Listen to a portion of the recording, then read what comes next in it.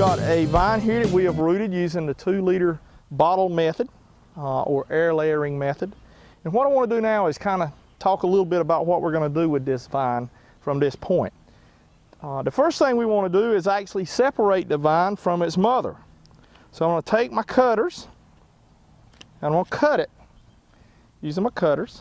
I also have my 2-liter bottle tied up to my wire. So I'm going to take that off. I'm going to lay my pruners down. And what I want to do now is, if you follow me down here, we have a little pot. And I'm going to take this plant and I'm going to pot it in this little black pot. So I'm going to dump the dirt out, being careful not to hurt the plant.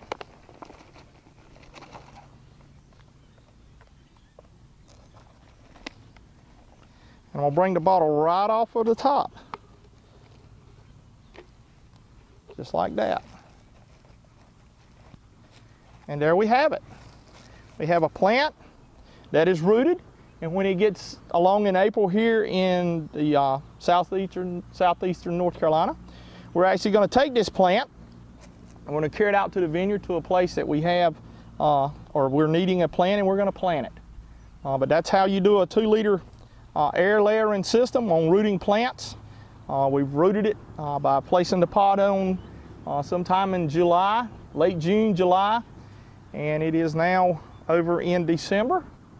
And we are taking it off the vine and we're going to put it in this pot. Now, if we're going to keep it in this pot, what we will want to do is to actually come out here and dig a hole and set the pot down in the ground level with the top of the ground, and that'll keep the roots from freezing during the winter. If you leave the pot on top of the ground, you may have some issue during the winter with the pot actually, the roots freezing in here, and it could kill the vine. One thing I would not recommend is to carry this and put it in a greenhouse. You want to leave it outside, let the plant realize that it is dormant, and in the springtime, along about April, when it starts, everything starts greening up, we're going to go out and plant this in our vineyard.